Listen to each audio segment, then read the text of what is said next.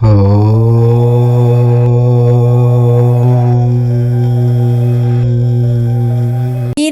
కృష్ణాష్టమి, కృష్ణుడి పుట్టినరోజు.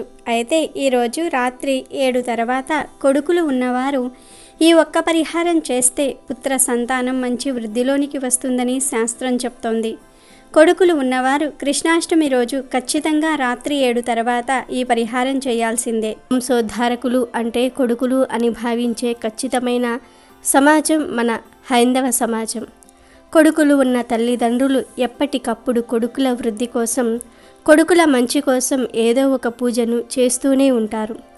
కొడుకులు ఉన్నవారు ఈ చిన్న పరిహారం చేసుకోవటం వలన చాలా చక్కటి ఫలితాలు కలుగుతాయని పండితులు చెప్తూ ఉన్నారు.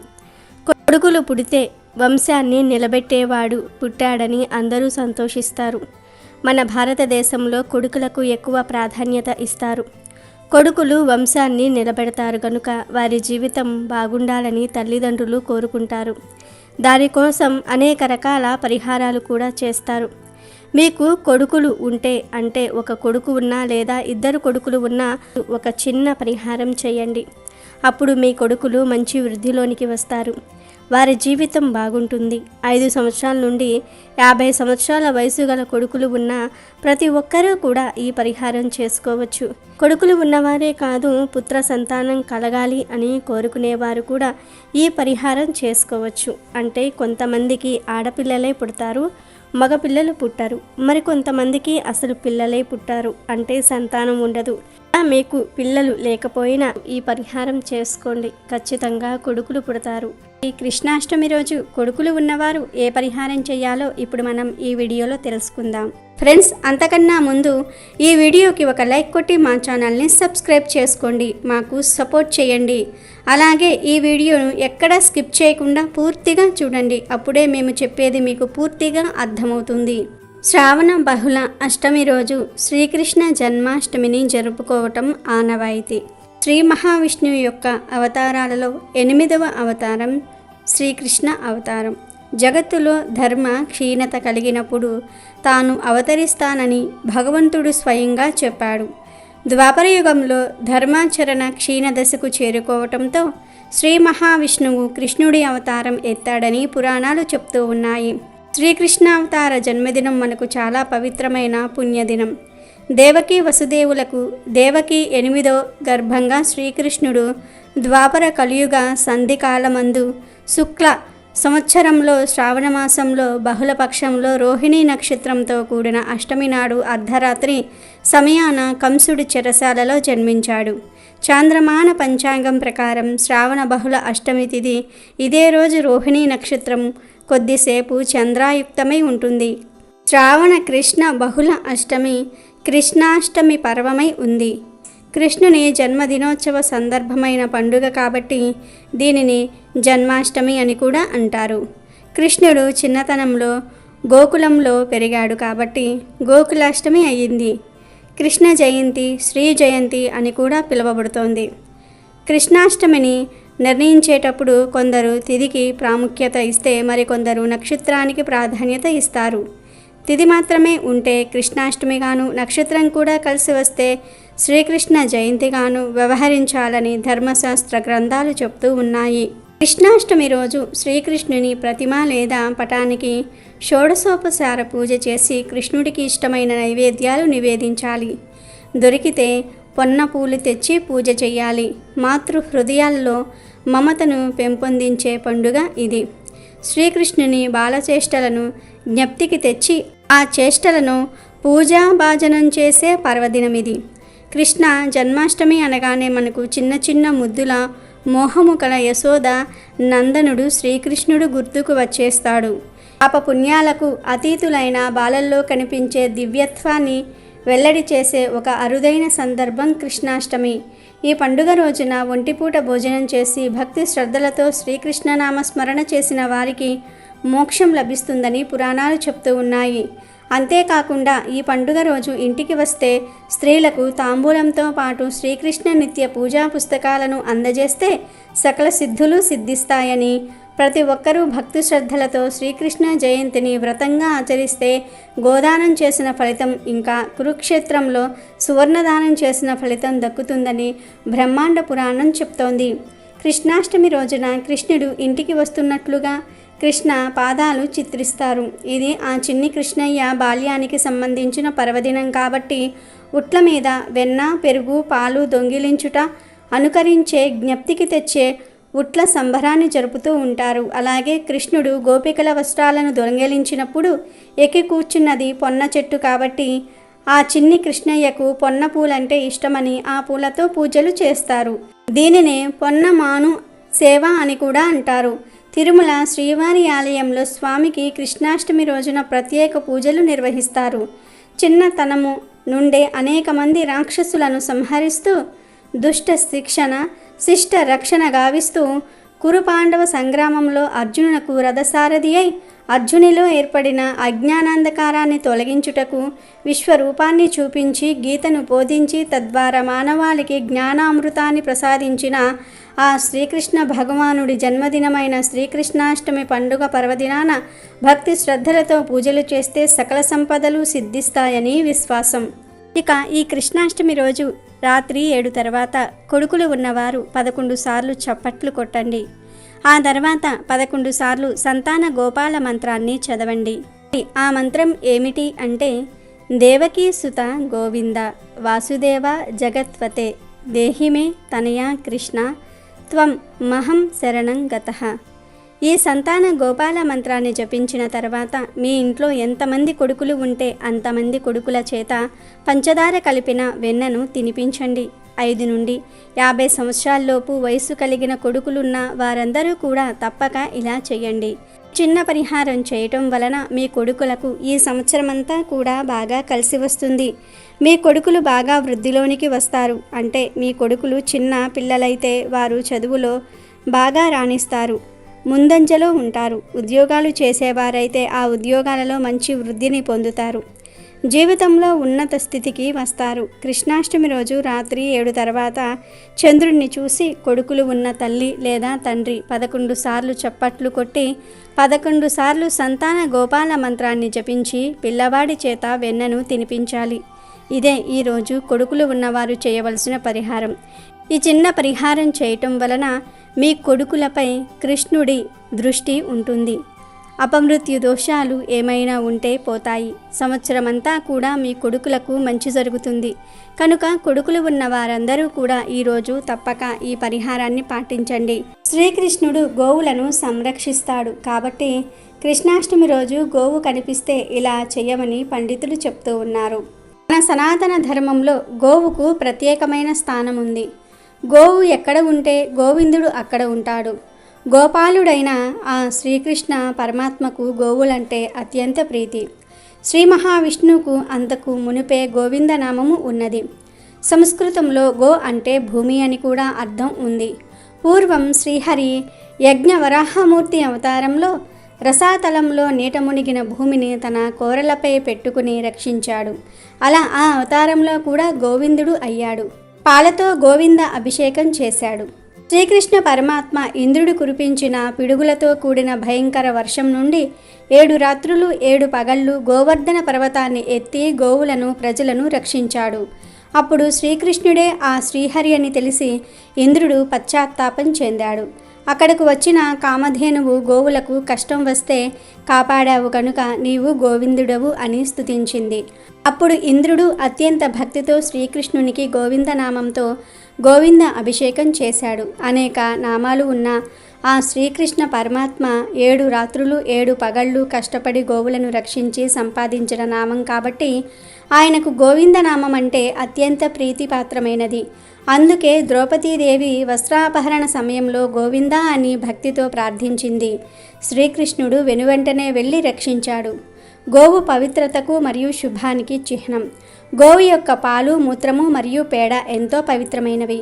ఆవును దర్శించి రోజులోని పనులు ప్రారంభించడం ఎంతో శుభశకునంగా భావించబడుతోంది. ప్రాచీన పవిత్ర భారతీయ సంస్కృతి సంపదలకు ప్రతీక గోమాత. భారతీయులకు అనాది నుంచి ఆరాధ్య దేవత. మానవ జాతికి ఆవు కన్నా మిన్నగా ఉపకారం చేసే జంతువు మరి ఒకటి లేదు. ఆవు కొమ్ముల మూలంలో బ్రహ్మ విష్ణువు నివసిస్తారు. అగ్రభాగాన తీర్థస్థానములు, స్థావర జంగములు అలరారి ఉన్నాయి. శిరస్సుకు మధ్య భాగం శంకరుని గేహ బిగువు అంగాలలో చతుర్దశ భువనాలు ఇమిడి ఉన్నాయి అని అథర్వణ వేదం చెప్తున్నది. గోమాతను పురాణంలో సకల దేవతా స్వరూపంగా వర్ణించటం జరిగింది.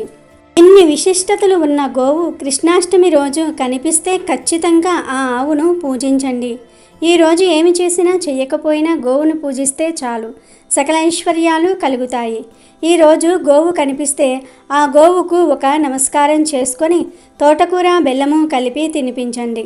అంటే తోటకూర ఆకులను తీసి దానితో బెల్లం తురుము కొంచెం కలిపి ఒక ప్లేట్లో వేసి తినిపించండి. ఇలా కృష్ణాష్టమి రోజు గోవుకు తోటకూర తినిపిస్తే కలిగే పుణ్యం అనంతమైనది.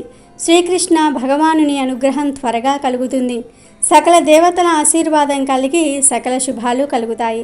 నందకుమార, పార్థసారథి, గోపాల, కన్నయ్య ఇలా రకరకాల పేర్లతో ఆ కృష్ణుడిని పిలుస్తూ ఉంటారు. ఆ వేణుమాధవుడు లోకానికి గురువు. గీతను బోధించి లోకంలో ఉండే ప్రతి ఒక్కరికి దారి చూపాడు. చిన్నతనంలో కన్నయ్య అల్లరి పిల్లడుగా తన చిలిపి చేష్టలతో జీవిత పరమార్థాన్ని వివరించాడు. వెన్న దొంగగా మారి గోపికలతో పాటు అందరి మనసులను దోచుకున్నాడు. అంతేకాదు గోపబాలకుడిగా, సోదరునిగా, అసుర సంహారిగా, ధర్మ సంరక్షకుడిగా ఎన్నో పాత్రలు పోషించాడు.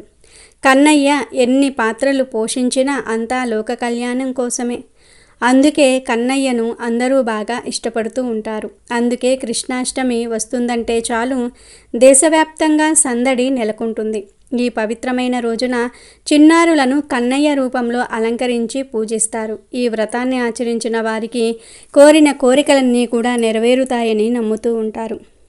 శ్రీకృష్ణాష్టమి రోజున నైవేద్యాలు లేని పూజ అసంపూర్ణమని పండితులు చెప్తూ ఉన్నారు. అందుకే ఈ పండుగ పూట మీరు ఏ ప్రసాదం చేసినా అందులో తులసి దళాన్ని తప్పనిసరిగా సమర్పించాలి. ఎందుకంటే తులసి శ్రీకృష్ణుడికి ఎంతో ప్రీతికరమైనది. ఈ పండుగ వేళ తులసి దళాన్ని సమర్పించటం వల్ల కన్నయ్య అనుగ్రహం సులభంగా దొరుకుతుందని చాలామంది నమ్ముతూ ఉంటారు. ఇక ఈ శ్రీకృష్ణ జన్మాష్టమి రోజు కొన్ని తప్పు పనులు అస్సలు చేయకూడదు. కాదని చేస్తే కష్టాలు వస్తాయని, లక్ష్మి దూరమవుతుందని శాస్త్రం చెప్తోంది. మరి ఆ పనులలో మొట్టమొదటి పని ఏమిటి అంటే ఈరోజు చిన్నపిల్లలందరిలో శ్రీకృష్ణుణ్ణి చూడాలి. ఈరోజు చిన్నపిల్లలు అల్లరి చేసిన వారిని తిట్టటము, కొట్టటము వంటి పనులు అస్సలు చేయకూడదు. చిన్న పిల్లలపై కోప్పడకూడదు. పెద్ద పిల్లలకు డబ్బులు కానీ, చాక్లెట్లు కానీ, బట్టలు కానీ ఇస్తే చాలా మంచిది. అలాగే ఈ కృష్ణాష్టమి రోజు నెలసరిలో ఉన్న ఆడవారు ఎట్టి పరిస్థితుల్లోనూ పూజ చేయకూడదు. అదని పూజా కార్యక్రమాలలో పాల్గొంటే కష్టాలు ఎదురవుతాయి. ఇక ఈ కృష్ణాష్టమి రోజు కృష్ణుడికి ఎంతో ఇష్టమైన గోవులను కొట్టిన, హింసించిన తరతరాలకు తరగని దరిద్రం చుట్టుకుంటుంది. ఇంటికి అస్సలు మంచిది కాదు. శ్రీకృష్ణ జన్మాష్టమి రోజు భార్యాభర్తల సంగమం నిషేధం. అలాగే ఈరోజు ఎట్టి పరిస్థితుల్లోనూ మద్యము, మాంసము జోలికి వెళ్ళకూడదు. ఈ కృష్ణాష్టమి రోజు తులసి ఆకులను ఆడవారు తుంచకూడదు. మగవారితోనే కొయ్యమని చెప్పాలి. ఈ తప్పు పనులను కృష్ణాష్టమి రోజు చేస్తే కృష్ణుడికి కోపం వస్తుంది, దరిద్రం పడుతుంది. కాబట్టి అందరూ కూడా గుర్తుంచుకొని కృష్ణాష్టమి రోజు ఈ పనులు చేయకుండా జాగ్రత్త పడండి. అయితే కృష్ణాష్టమి రోజు కృష్ణుడికి ఎంతో ఇష్టమైన ఈ ప్రసాదాన్ని మర్చిపోకుండా పెట్టాలి. ఈ ఒక్క ప్రసాదం 1000 పూజలతో సమానం. ఈ ప్రసాదం అంటే కృష్ణుడికి చాలా ఇష్టమని శాస్త్ర పండితులు కూడా చెప్తూ ఉన్నారు. మరి కృష్ణుడికి ఎంతో ఇష్టమైన ఆ ప్రసాదం ఏమిటో ఇప్పుడు మనం ఈ వీడియోలో వివరంగా తెలుసుకుందాం. ఈ పండుగ రోజున ఒంటిపూట భోజనం చేసి భక్తి శ్రద్ధలతో శ్రీకృష్ణ నామస్మరణ చేసిన వారికి మోక్షం లభిస్తుందని పురాణాలు చెప్తూ ఉన్నాయి. ఇక కృష్ణాష్టమి రోజు ఏ ప్రసాదాలు నివేదన చేయాలి అనే విషయానికి వస్తే కృష్ణాష్టమి రోజు చాలా రకాల పదార్థాలు నివేదన చేయవచ్చు. శాస్త్రంలో మొత్తం 32 నైవేద్యాల గురించి చెప్పారు. అన్ని నైవేద్యాలు అందరూ పెట్టలేరు. అన్ని నైవేద్యాలు పెట్టాల్సిన అవసరం కూడా లేదు. మీ ఓపికను బట్టి ఎన్ని నైవేద్యాలైనా సరే పెట్టుకోవచ్చు. అసలు శ్రీకృష్ణుడికి ఏ నైవేద్యాలు బాగా ఇష్టమంటే వెన్న, పాలు, పెరుగు, నెయ్యి, మీగడ. ఈ 5 పదార్థాలంటే శ్రీకృష్ణుడికి అమిత ఇష్టం.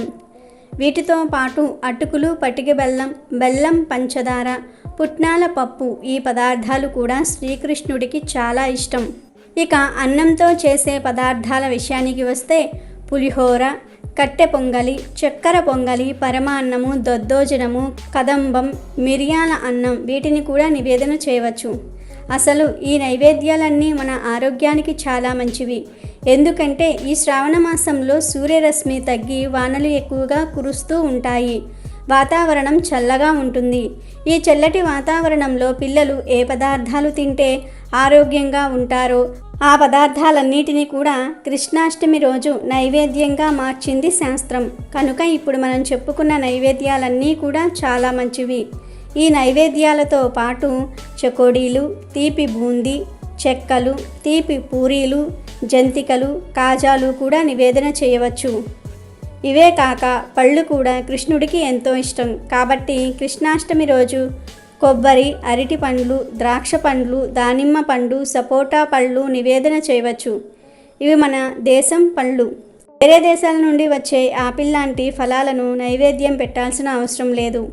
మనకు విరివిరిగా దొరికే కొబ్బరి, అరటి పండ్లు, ద్రాక్ష పండ్లు, దానిమ్మ, సపోటా పళ్ళను స్వామికి అమిత ప్రియమైనవిగా చెప్తారు. కాబట్టి ఈ పళ్ళను నివేదన చేయవచ్చు.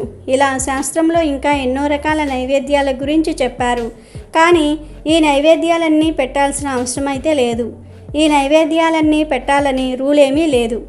ఇక కృష్ణాష్టమి రోజు ఈ నైవేద్యాలన్నీ చెయ్యలేని వారు ఒకే ఒక్క నైవేద్యం పెడితే అన్ని నైవేద్యాలు పెట్టిన ఫలితం వచ్చేస్తుందని పండితులు చెప్తూ ఉన్నారు.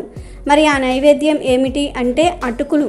ఈరోజు అటుకులను కానీ లేదా అటుకుల పాయసం కానీ, అటుకుల పోహ ఇలా అటుకులతో ఏదైనా పదార్థం చేసి పెడితే కృష్ణుడు పొంగిపోతాడు. ఎందుకంటే అటుకులు కృష్ణుడికి చాలా ఇష్టమైనవి. కృష్ణుడి స్నేహితుడు కుచేలుడు అటుకులనే శ్రీకృష్ణుడికి ఇచ్చి సకల ఐశ్వర్యాలను పొందాడు. కాబట్టి కృష్ణాష్టమి రోజు తప్పనిసరిగా అందరూ కూడా అటుకులను కానీ అటుకులతో చేసిన పదార్థాలను కానీ తప్పక నివేదన చేయండి. దీనితో పాటు కొంచెం వెన్నలో పంచదార కలిపి పెట్టండి. ఎందుకంటే వెన్న అంటే శ్రీకృష్ణుడికి మహా ఇష్టం. అటుకులు, వెన్న ఈ 2 పదార్థాలను మర్చిపోకుండా నివేదన చేస్తే 1000 పూజలు చేసిన ఫలితం వచ్చేస్తుంది. 32 రకాల నైవేద్యాలు పెట్టిన దానికన్నా అధిక ఫలం వస్తుంది. కాబట్టి కృష్ణాష్టమి రోజు అందరూ కూడా ఈ నైవేద్యాలను మర్చిపోకుండా పెట్టండి. అంతేకాకుండా ఈ పండుగ రోజు ఇంటికి వస్తే స్త్రీలకు తాంబూలంతో పాటు శ్రీకృష్ణ నిత్య పూజా పుస్తకాలను అందజేస్తే సకల సిద్ధులు సిద్ధిస్తాయని, ప్రతి ఒక్కరూ భక్తి శ్రద్ధలతో శ్రీకృష్ణ జయంతిని వ్రతంగా ఆచరిస్తే గోదానం చేసిన ఫలితం, ఇంకా కురుక్షేత్రంలో సువర్ణదానం చేసిన ఫలితం దక్కుతుందని బ్రహ్మాండ పురాణం చెప్తోంది. కృష్ణాష్టమి రోజున కృష్ణుడు ఇంటికి వస్తున్నట్లుగా కృష్ణ పాదాలు చిత్రిస్తారు. చిన్నతనము నుండే అనేక మంది రాక్షసులను సంహరిస్తూ దుష్ట శిక్షణ, శిష్ట రక్షణ గావిస్తూ కురుపాండవ సంగ్రామంలో అర్జునునకు రథసారథి అయి అర్జునిలో ఏర్పడిన అజ్ఞానాంధకారాన్ని తొలగించుటకు విశ్వరూపాన్ని చూపించి గీతను బోధించి తద్వారా మానవాళికి జ్ఞానామృతాన్ని ప్రసాదించిన ఆ శ్రీకృష్ణ భగవానుడి జన్మదినమైన శ్రీకృష్ణాష్టమి పండుగ పర్వదినాన భక్తి శ్రద్ధలతో పూజలు చేస్తే సకల సంపదలు సిద్ధిస్తాయని విశ్వాసం.